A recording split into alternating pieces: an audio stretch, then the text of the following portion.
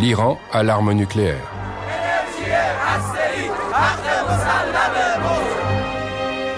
Israël est démoralisé et les États-Unis sont profondément divisés.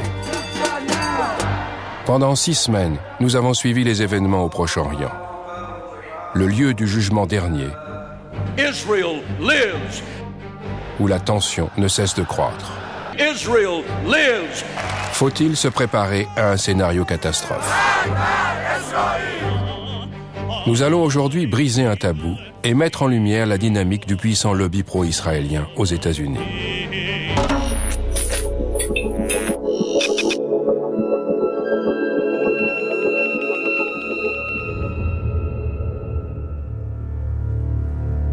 En 2006, 2 politologues conservateurs américains de renom, Stephen Walt et John Mearsheimer, ont écrit un article sur l'influence du lobby pro-israélien sur la politique étrangère des États-Unis. Vous voyez, ça a été publié le 23 mars 2006. Le titre est là. Il me semble que la version de Harvard a été téléchargée plus de 350 000 fois. Les États-Unis soutiennent Israël de diverses façons. Nous leur fournissons des aides militaires et économiques qui s'élèvent à peu près à 3 milliards de dollars par an. Malgré sa relative richesse, Israël reçoit plus d'aide extérieure que n'importe quel autre pays au monde. Nous opposons constamment notre veto aux résolutions de l'ONU condamnant Israël. Ceux qui sont contre, 14 voix pour, 1 voix contre. Le projet de résolution n'est pas adopté par suite du vote négatif d'un membre permanent du Conseil. Those against? Those against? Ceux qui sont contre. Et les États-Unis parlent même de recourir à la force militaire contre l'Iran. Pourquoi craignent-ils tellement de voir l'Iran se doter de l'arme nucléaire? S'il y a une telle inquiétude à l'heure actuelle, c'est à cause des pressions du lobby.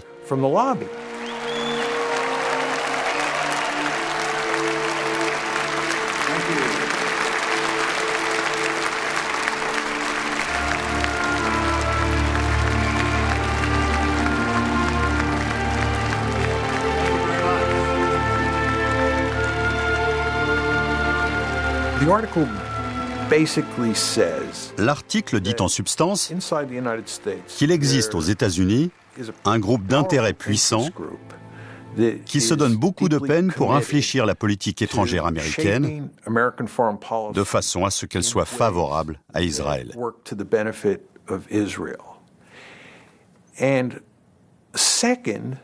Et deuxièmement, nous soutenons que les politiques que les États-Unis choisissent de mettre en œuvre au Proche-Orient, à cause des pressions exercées par le lobby au moment de la prise de décision, ne sont pas dans l'intérêt national.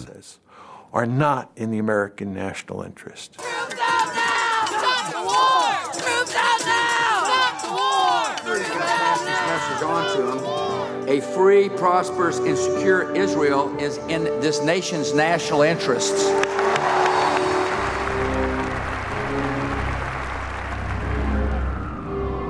En ces temps d'insécurité politique et de défaite annoncée en Irak, l'article a fait scandale aux États-Unis. Il réveille le vieux débat entre démocrates et républicains, américains et israéliens, juifs et chrétiens, et isolationnistes et interventionnistes.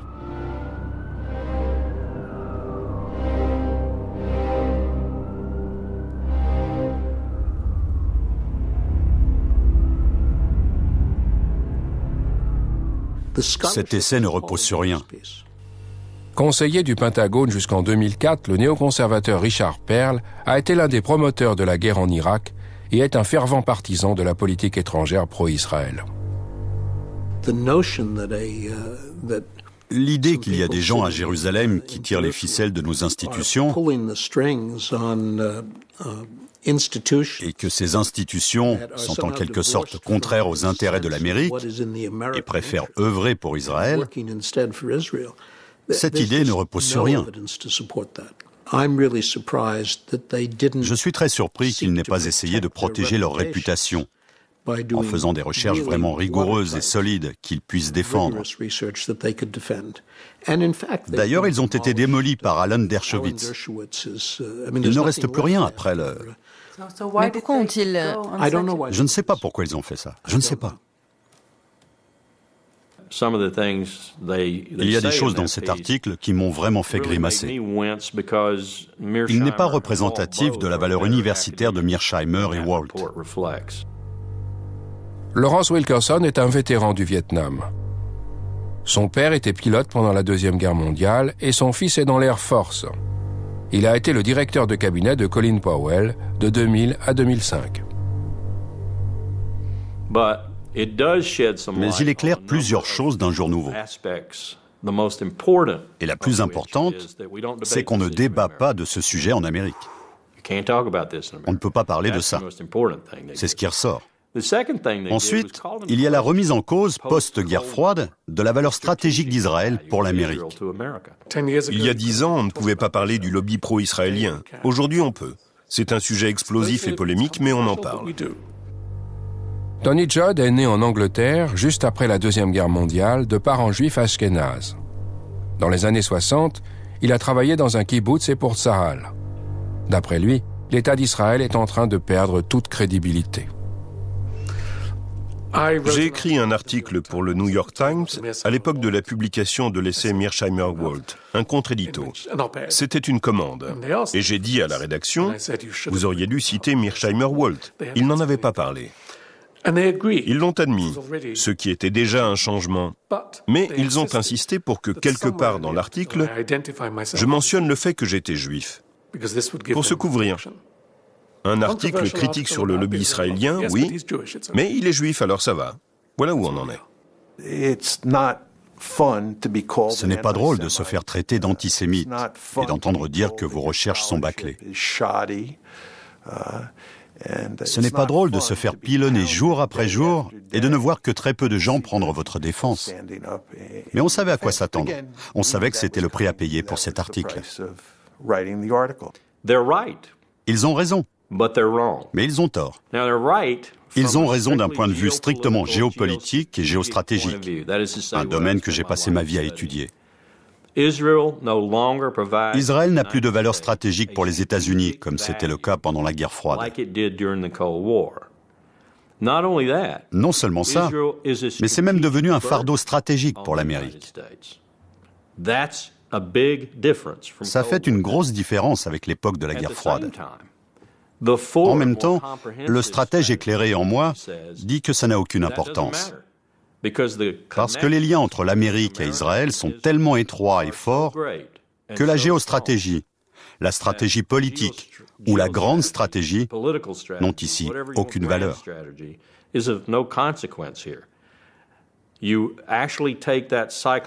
Quand on élève cette composante psychologique au niveau de la stratégie, on voit que l'Amérique ne pourrait pas s'en aller, même si elle le voulait. Messieurs Walt et Mearsheimer, vous avez peut-être raison techniquement, mais en réalité, vous avez tort. Parce que l'Amérique ne peut pas dire « Israël, débrouille-toi ». Ça ne peut pas marcher. Ça ne peut pas marcher parce qu'on a un lobby juif très puissant en Amérique.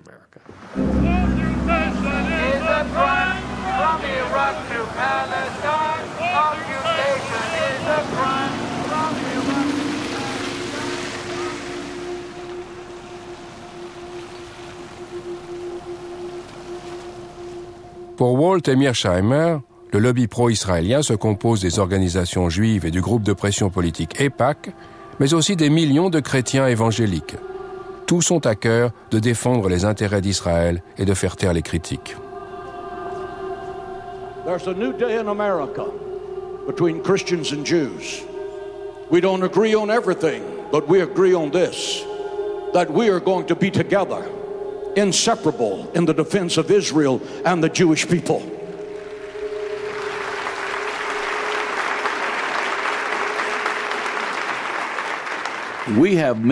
Notre infrastructure compte plusieurs millions de personnes. On a plus de 22 000 leaders spirituels, dont certains ont entre 1 million et 1,5 million de noms dans leur fichier d'adresse.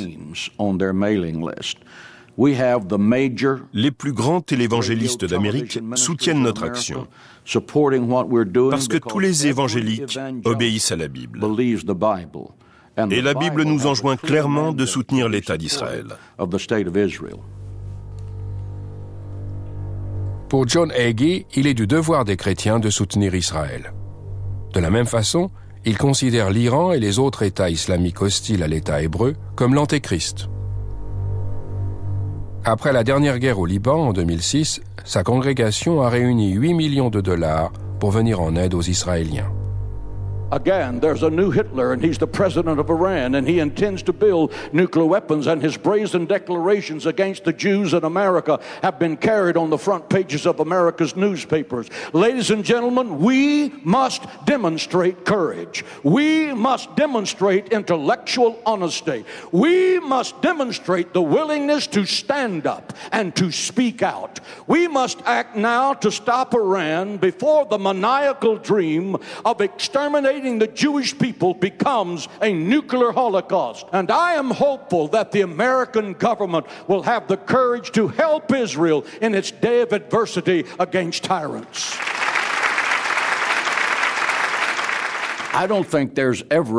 Je ne crois pas qu'on puisse jamais avoir assez de soutien. Notre objectif est de toujours rappeler à nos élus ceci. A. Nous soutenons Israël. Et B. Si l'un d'eux s'oppose intentionnellement à Israël, nous ferons tout ce qui est en notre pouvoir pour qu'il ne soit pas réélu.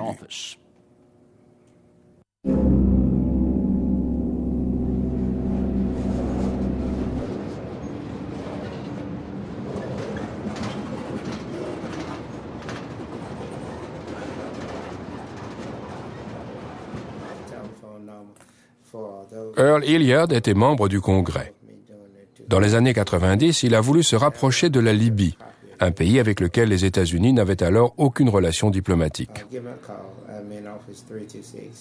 Hilliard s'est rendu à Tripoli à plusieurs reprises et a noué des liens étroits avec Kadhafi. Voilà ce qu'a fait l'AIPAC. Certains membres du Congrès américain soumettaient des résolutions condamnant la Libye et il les regroupait avec celles sur la Syrie, l'Iran et l'Irak. Il soumettait ces résolutions régulièrement en réclamant toutes sortes de sanctions et d'actions.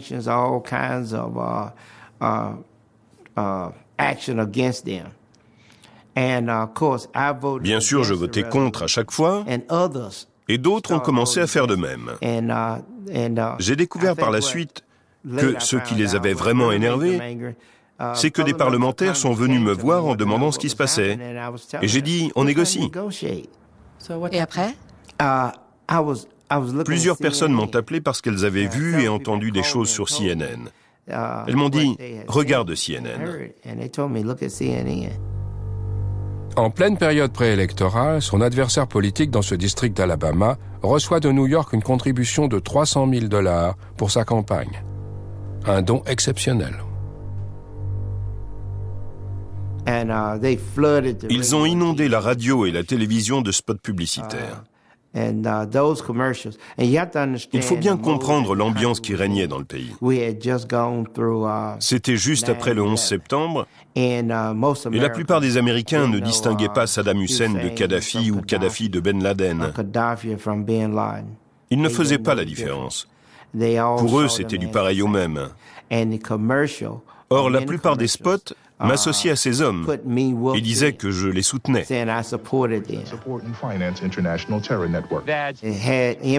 Ils montraient les avions fonçant sur le World Trade Center.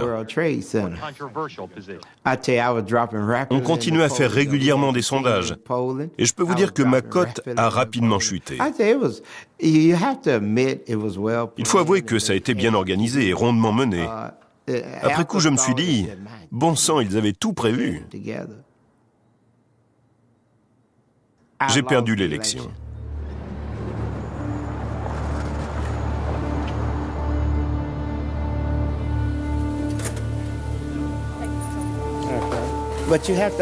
Vous devez savoir que vous abordez un sujet interdit. Personne ne veut parler des Juifs. Surtout pas. C'est comme si on parlait de quelque chose de mal. On n'est même pas censé donner son opinion. C'est difficile de poser des questions sur le lobby pro-israélien? Absolument. Vous aurez du mal à obtenir des réponses et des interviews. J'espère que vous y arriverez. Je vous le souhaite. Ça va être dur.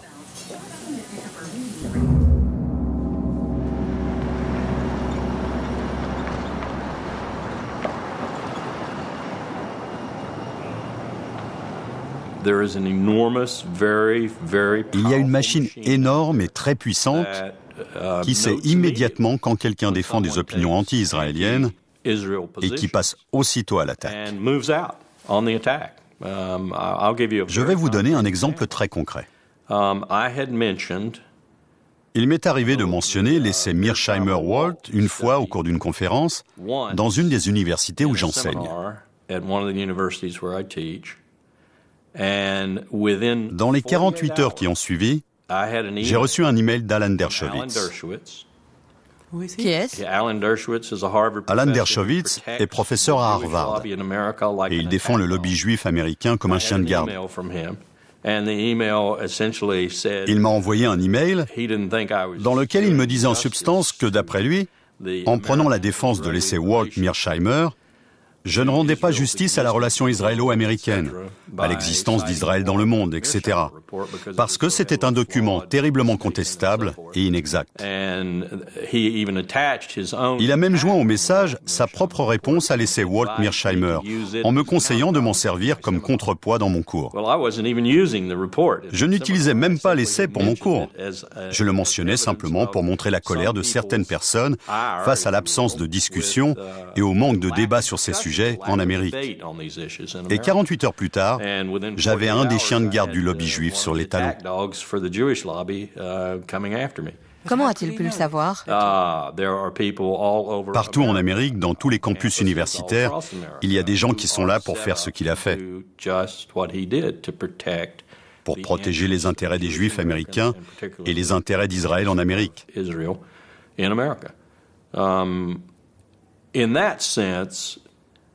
De ce côté-là, le lobby juif est certainement beaucoup plus organisé et il peut se mobiliser beaucoup plus rapidement contre une menace potentielle que n'importe quel autre groupe de pression.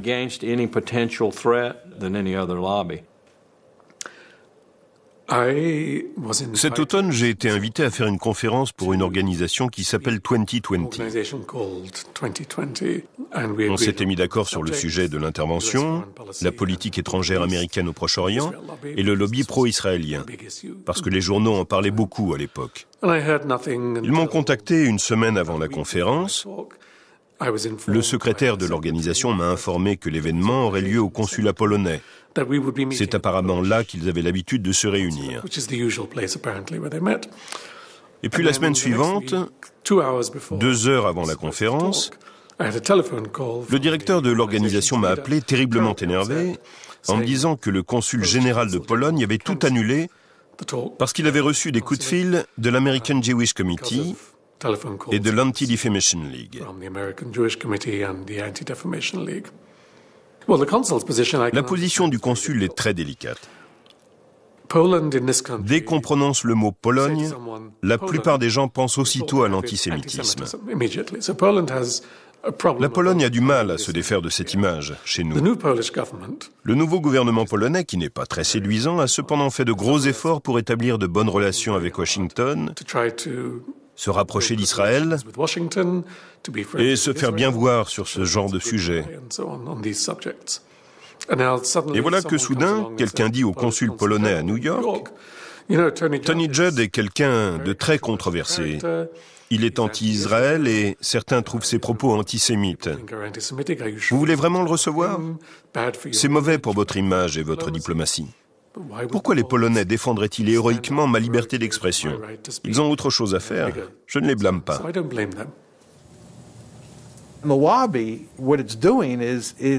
Ce que fait le lobby, c'est qu'il s'attaque à nous de façon très agressive dans le but de nous réduire au silence.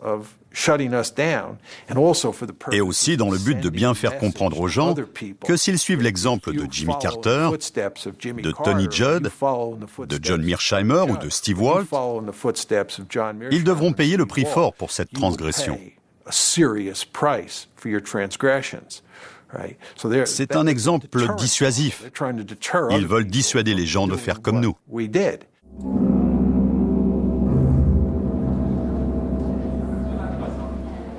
Kenneth Roth est le directeur exécutif de Human Rights Watch, une ONG indépendante qui enquête sur les violations des droits de l'homme. Après son rapport sur la guerre au Liban, Roth a été pris à partie. I was wondering if you can comment on the fact that in the press in the United States you are called an anti-Semite and demonizing the Jewish state concerning Human Rights Watch reporting in the Lebanon war. Human Rights Watch's fairly extensive reporting during the war, reporting that I should say focused both on Hezbollah's indiscriminate attacks into Israel and on Israel's indiscriminate bombardment in Lebanon, was met by some reflexive defenders of Israel, not with rational discourse, not with a discussion of the facts, but with name-calling, including accusations of anti-Semitism, of blood libel, of this or that. On a l'habitude d'être attaqué par les gouvernements qu'on critique. Mais là, le gouvernement israélien est resté assez silencieux. Nous avons même eu ce qu'on pourrait appeler un dialogue raisonnable avec les Israéliens au sujet de ce qui se passait au Liban. Ce sont les supporters de l'État israélien, aux États-Unis et dans une moindre mesure en Israël, qui ont violemment réagi.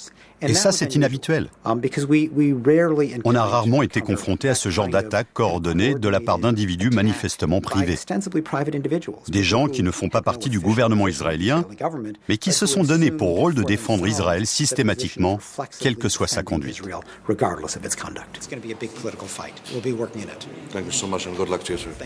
Le fait que vous soyez juif est important ? Je pense que dans le cadre du débat sur la guerre au Liban, c'était important, parce qu'il était plus difficile pour les défenseurs systématiques d'Israël de me traiter d'antisémite. Ce n'était pas crédible. Mon père a fui les nazis et les parents de ma mère ont échappé au pogrom en Pologne et en Biélorussie. Je n'ai pas le profil d'un antisémite. Bien sûr, il y a le vieil argument du juif qui se hait lui-même, mais ça ne me correspond pas non plus. Et plus personne ne tient ce genre de discours. Pourquoi ? Pourquoi ne pas laisser les incompétents comme moi faire leur petit speech ? Remontons un peu dans le temps. Ça n'a pas toujours été comme ça. Ça a commencé dans les années 70. Avec la montée des politiques identitaires en Amérique, il a d'abord été en vogue, puis politiquement et économiquement normal, de se dire noir américain, italo-américain ou irlandais américain.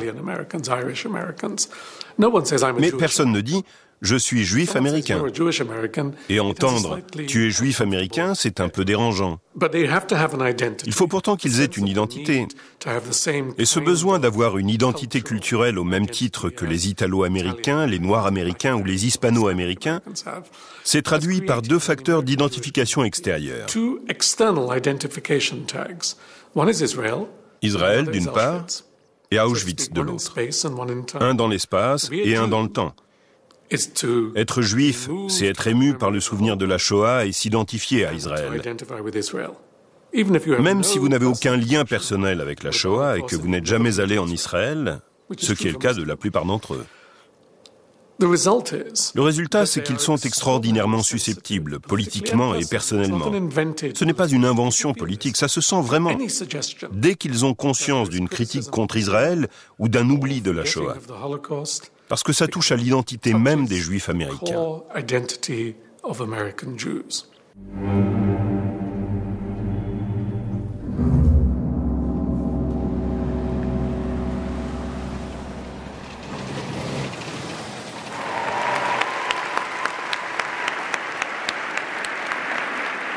The state of Israel was the dream of your ancestors, made a reality by your grandparents and your parents. Chaque année, l'AIPAC organise une conférence à l'intention de tous ses sympathisants. Ça se passe à Washington. L'AIPAC est un groupe très puissant qui s'efforce d'infléchir la législation et les autres aspects de la politique américaine au Proche-Orient. C'est un véritable événement avec un petit côté Hollywood. Ils passent des films pour montrer la mobilisation des gens et chauffer le public. C'est un peu une atmosphère de fête étudiante. Ils font venir un très grand nombre d'hommes politiques importants. America and Israel share an unbreakable bond. AIPAC is one of the reasons why. All of us share a fundamental belief that the freedom and security of Israel are a vital interest of the United States of America. We need you now more than ever.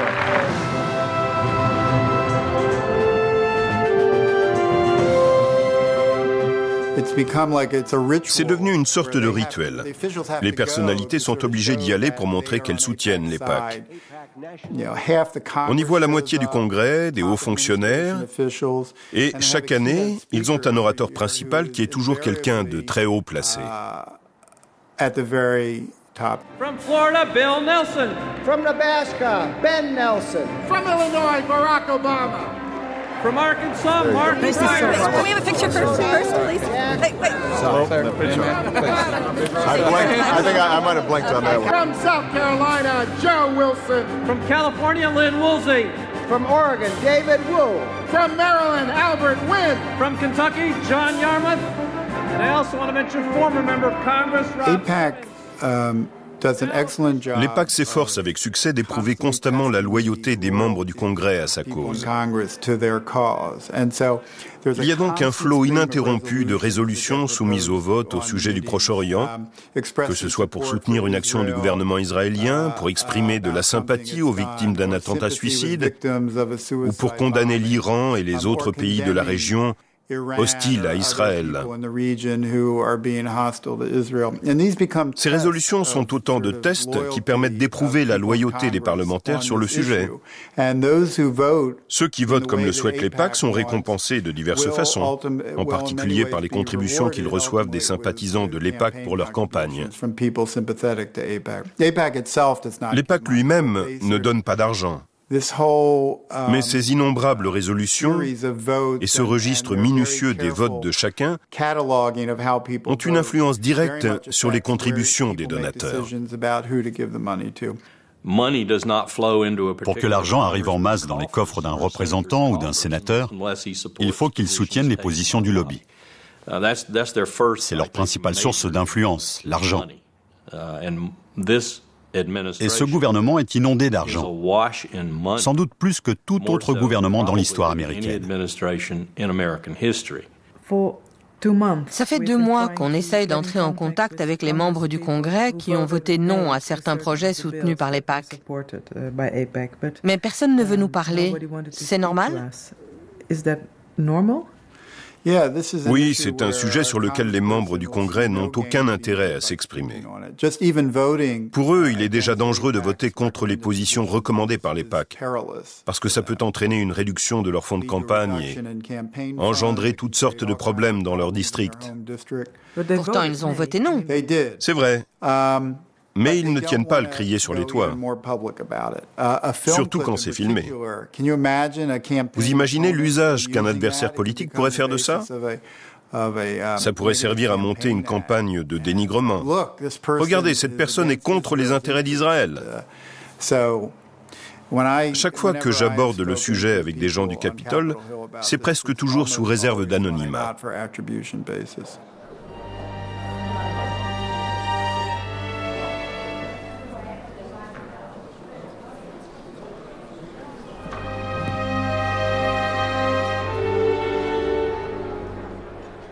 Un jour, un sénateur démocrate très connu m'a parlé en confidence. C'était à l'occasion d'une conférence à Paris. Il était tard, on était à l'hôtel. Il me parlait du Proche-Orient et ses critiques contre Israël étaient très similaires à mes propres idées. Je lui ai dit, vous ne dites jamais tout ça au Sénat, pourquoi ? Vous avez peur de perdre le vote juif ? Il m'a répondu, pas du tout. Ça n'a rien à voir avec le vote juif. Je viens d'un État, je ne peux pas vous dire lequel bien sûr, où il y a très peu de juifs. Et quoi qu'il advienne, ils continueront à voter pour moi. Ce n'est pas le vote juif, le problème n'est pas là. Ce n'est pas non plus l'argent, je ne reçois pas d'argent du lobby pro-israélien. Mais il a ajouté, imaginez que j'arrive au Sénat et que je fasse un discours émouvant pour expliquer que nous devons prendre nos distances vis-à-vis d'Israël et mieux comprendre la situation des Palestiniens. Je convaincrai peut-être 5 ou 10 sénateurs de voter une motion générale à l'encontre d'Israël, au mieux, mais rien de plus. Et après ça, a-t-il ajouté, je serai fini au Sénat.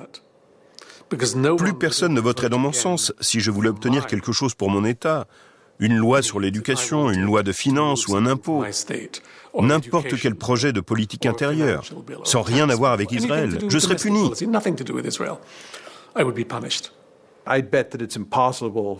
Je suis sûr que Steve et moi, on ne pourra jamais accéder à un poste à responsabilité au sein du gouvernement américain. Pour vous donner un exemple, Steve était invité à un dîner avec un candidat présidentiel à Harvard. Une semaine après la sortie de l'article, la femme qui avait organisé le dîner est venue voir Steve et elle lui a dit qu'elle était obligée d'annuler son invitation. Parce que l'équipe du candidat en question avait appelé en disant qu'il n'était pas pensable pour un candidat présidentiel de participer à un dîner avec lui. America and Israel have a special friendship. You have devoted yourselves to strengthening the bonds between the United States and Israel. The United States will stand with Israel now and forever. Si un homme politique exprimait l'opinion que les États-Unis ne doivent plus soutenir Israël, que se passerait-il à votre avis ? Il ne serait pas réélu. C'est presque certain. Il y a peut-être un district ici ou là. Il y a 435 élus à la Chambre des représentants et 100 sénateurs, ce qui fait 535 en tout. Nous avons 52 gouverneurs. Il est tout à fait possible que quelque part, dans un des districts électoraux, on réélise un candidat qui a dit « On devrait abandonner Israël, couper les ponts avec Israël ». Mais c'est assez peu probable. Et je serais surpris qu'il y ait plus de 3 ou 4 districts où ce soit concevable. I appreciate but we can vote you. That's and I'm okay. sorry. But I appreciate the friendship. If you will come in Italy, I want to introduce you with a member of parliament, Italian parliament. I would enjoy that very much. Thank you so much. Thank you for everything.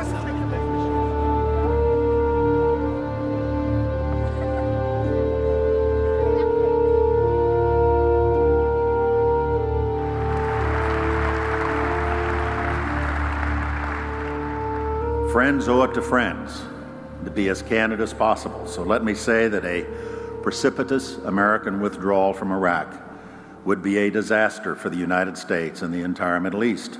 A sudden withdrawal of our coalition would dissipate much of the effort that's gone into fighting the global war on terror and result in chaos and mounting danger. And for the sake of our own security, we will not stand by and let it happen.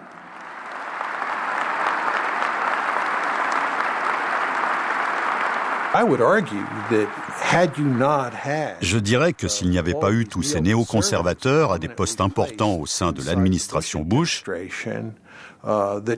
Colin Powell n'aurait jamais fait cet exposé scandaleux au début du mois de février 2003, qui a joué un rôle si critique dans le retournement de l'opinion publique américaine.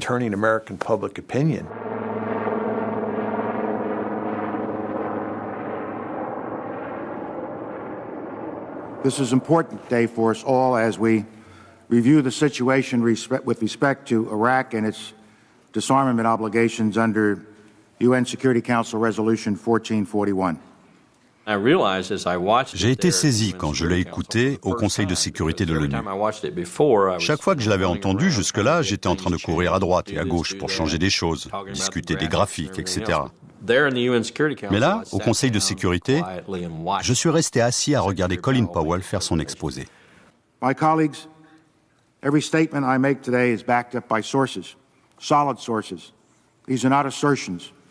What we're giving you are facts and conclusions based on solid intelligence. As I show you these images, I will try to capture and explain what they mean, what they indicate to our imagery specialists. Let's look at one. The four that are in red squares represent active chemical munitions bunkers. Je ne serais pas parti en guerre en me fondant là-dessus. C'est ce que je me suis dit. La plupart des images pouvaient être interprétées d'une toute autre façon que la nôtre. As these drawings based on their description show, we know what the fermenters look like. We know what the tanks, pumps, compressors, and other parts look like. And we know a great deal about the platforms on which they are mounted. Je suis sorti du bâtiment des Nations Unies à la fin de l'exposé, ce 5 février, dans l'air froid et vivifiant de New York. Et je me suis dit, c'est totalement raté. Je prenais ça comme un échec personnel, parce que c'est moi qui avais tout préparé. Et puis, 2 ou 3 jours plus tard, après avoir dormi un peu et réfléchi à tout ça, je me suis demandé pourquoi les réactions semblaient finalement assez positives. On n'avait pas persuadé les gens qui étaient farouchement opposés, mais on avait eu un impact, en particulier sur les Américains. Et on avait aussi eu un petit impact sur la communauté internationale, surtout le Royaume-Uni. Et soudain, j'ai compris. C'était Colin Powell qui avait fait cet exposé, et il avait à peu près la même cote de popularité que Mère Teresa. Le peuple américain croyait Colin Powell. Si Colin Powell le disait, c'était forcément vrai. Je me suis senti encore plus mal. L'idée que j'ai eu ma part de responsabilité m'empêche parfois de dormir. The quantities were vast. Less than a teaspoon of dry anthrax, a little bit about this amount. This is just about the amount of a teaspoon. Less than a teaspoon of dry anthrax. Shut down. So the question you have to ask yourself is if the On ne peut que se demander, puisque les preuves étaient si fragiles, pourquoi Powell a pris la parole pour affirmer sans équivoque que l'Irak avait des armes de destruction massive et représentait une menace imminente.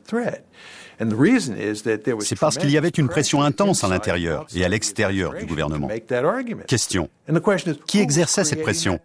Réponse. Les néoconservateurs, presque à eux seuls. Dick Cheney et ses laquais, en particulier Richard Perle et Doug Feist, ont élevé l'art du mensonge à un niveau encore inconnu jusque-là. Le pétrole était-il le dessein principal du président Bush et du vice-président Cheney? Les armes de destruction massive, la défense de la démocratie, je n'y crois pas un instant. Ils n'ont pas fait cette guerre pour instaurer la démocratie. Ils ont invoqué le combat pour la démocratie afin d'apaiser les Américains et de leur donner une raison de soutenir la guerre. Reste à savoir quels étaient les vrais facteurs. Le lobby juif américain, avec notamment l'EPAC, en faisait évidemment partie. Il faudrait être naïf pour penser que ça n'a pas orienté les décisions de sécurité nationale, surtout celles de l'administration Bush. L'EPAC exerce une influence très forte à travers le vice-président Cheney, Elliott Abrams, Paul Wolfowitz et d'autres membres du gouvernement. Bien sûr, il ne faut pas perdre de vue le fait que les Israéliens fournissaient aussi au gouvernement américain des informations indiquant que l'Irak possédait des armes de destruction massive et présentait une menace imminente. Il y a un général israélien, Shlomo Brom, qui a écrit un article là-dessus. Il explique qu'Israël a directement contribué à convaincre les Américains et le reste du monde que l'Irak était une menace imminente. L'Irak n'était pas une menace imminente. Même si Saddam avait eu l'arme nucléaire, il n'aurait rien pu en faire. Mais on ne pouvait pas défendre ce point de vue à l'époque aux États-Unis. Il était très difficile de le soutenir en public et de créer un mouvement. Êtes-vous d'accord avec Mearsheimer et Walt pour dire que le lobby pro-israélien est en partie responsable de la guerre contre l'Irak? Oui, mais je ne l'aurais pas présenté comme eux. Je pense qu'ils sous-estiment certaines idées.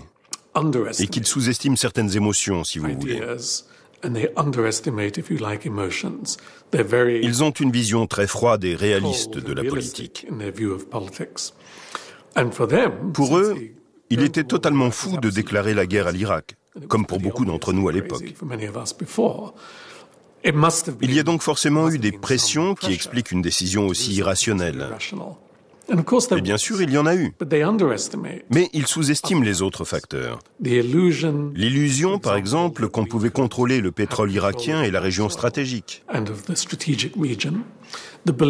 Et cette conviction si profondément américaine et qui n'a pas été inventée par le lobby juif, que l'Amérique sait comment doit fonctionner la démocratie, qu'elle est un modèle pour le monde et qu'il est de son devoir moral et de son droit de montrer l'exemple. Tout ça se mélange. Les idéaux, la conviction de l'excellence et des devoirs de l'Amérique, mais aussi le provincialisme américain, l'ignorance du monde extérieur et les pressions israéliennes.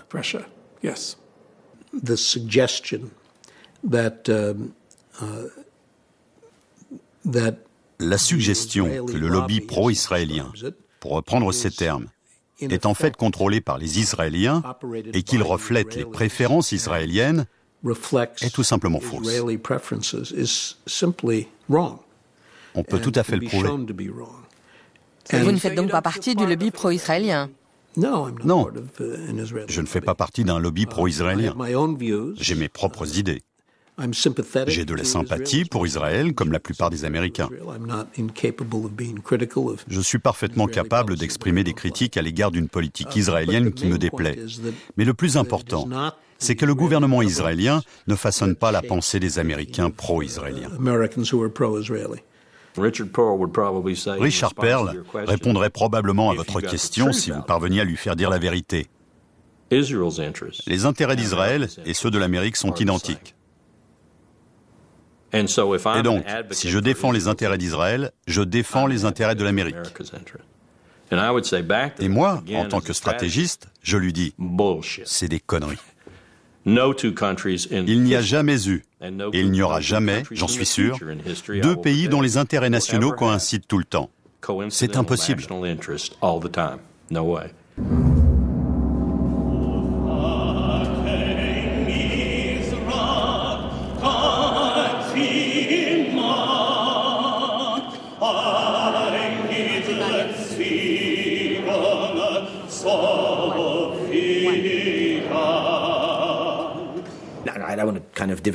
Je ne veux pas me poser en victime, mais quand je viens ici, j'ai vraiment le sentiment que c'est nous, en Israël, qui en avons payé le prix.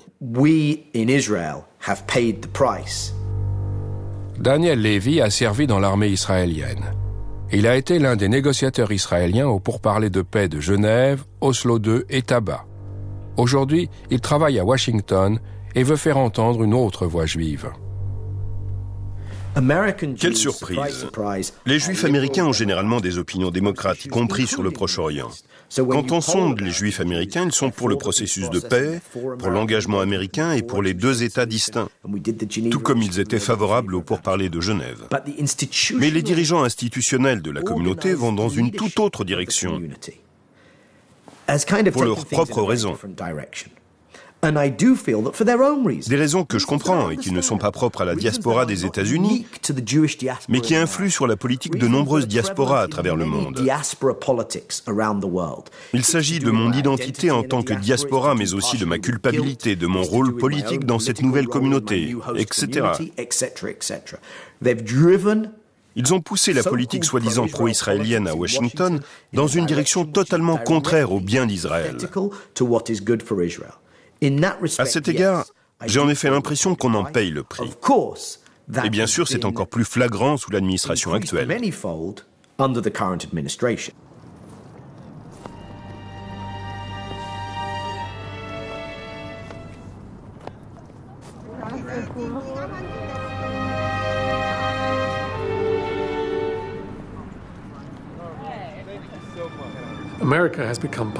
L'Amérique a contribué à renforcer le statut de victime d'Israël.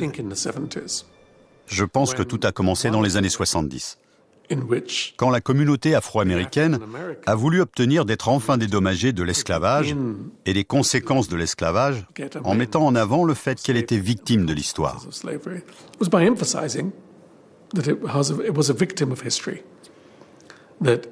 Même si vous n'êtes pas directement responsable, l'histoire et vos grands-parents le sont.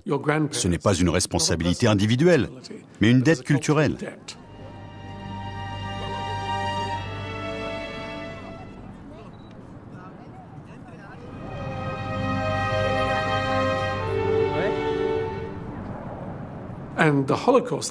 La Shoah est bien sûr le symbole ultime du statut de victime. David Ben Gurion, le premier ministre israélien, le savait très bien. Il a utilisé ça en faisant d'Israël, du pays lui-même, une victime. Si on ne peut pas critiquer quelqu'un parce que c'est une victime, que dire de tout un pays? Un pays né des persécutions en quelque sorte. J'ai très souvent eu des conversations avec des gens raisonnables qui disent « C'est vrai, Israël fait de mauvaises choses, ils occupent des territoires, volent de l'eau et des terres, bombardent des maisons, etc. » Mais il ne faut pas oublier ce qui est arrivé aux Juifs. Il y a un contexte, une histoire, une raison et une excuse à tout ça. On peut dire la même chose des Palestiniens. Il ne faut pas oublier ce qui est arrivé aux Palestiniens après la guerre de 1948 et celle de 1967. Pas étonnant qu'ils aient des kamikazes. Il y a toujours un lien entre les souffrances collectives passées et les actions individuelles présentes. Mais faire de ça une politique publique, c'est désastreux et c'est ce qui se passe aujourd'hui.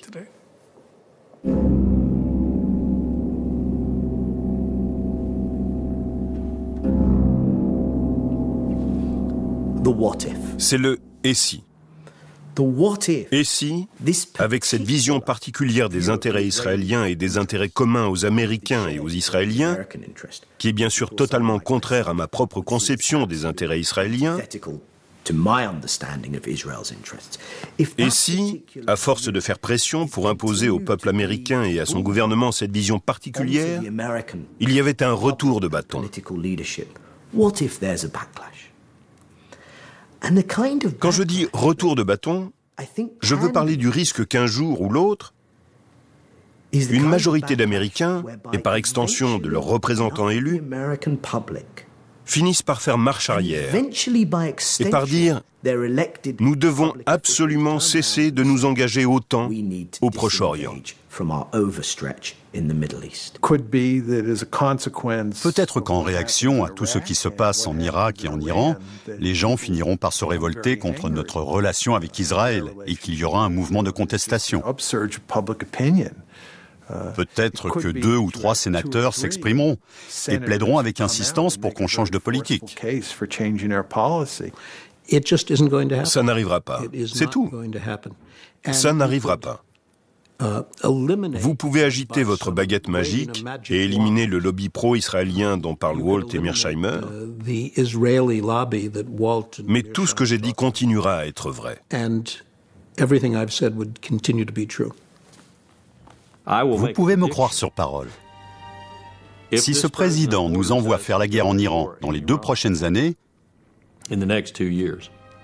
et qu'il ordonne une intervention au sol massive des Marines ou de l'armée de terre, je pense qu'il y aura à nouveau un important exode des officiers supérieurs des forces armées.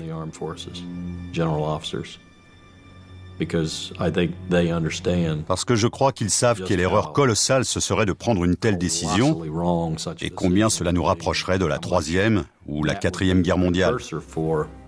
Appelez-la comme vous voudrez.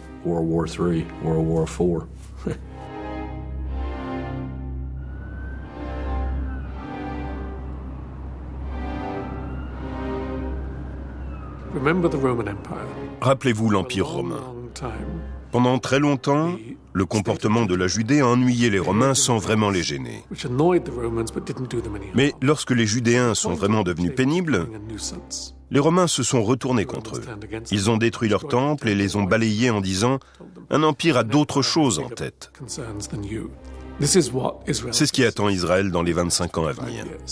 Le risque que l'Empire américain dise « Attendez une minute, vous ne comptez pas tant que ça pour nous. On a besoin de pétrole plus que de vous. Ou on n'a plus besoin de pétrole. Peu importe, ça revient au même. Ça n'en vaut pas la peine. » Et le problème de la Shoah et de l'antisémitisme décline avec le passage des générations. C'est une catastrophe pour Israël. Parce qu'Israël n'a pas d'autre ami au monde.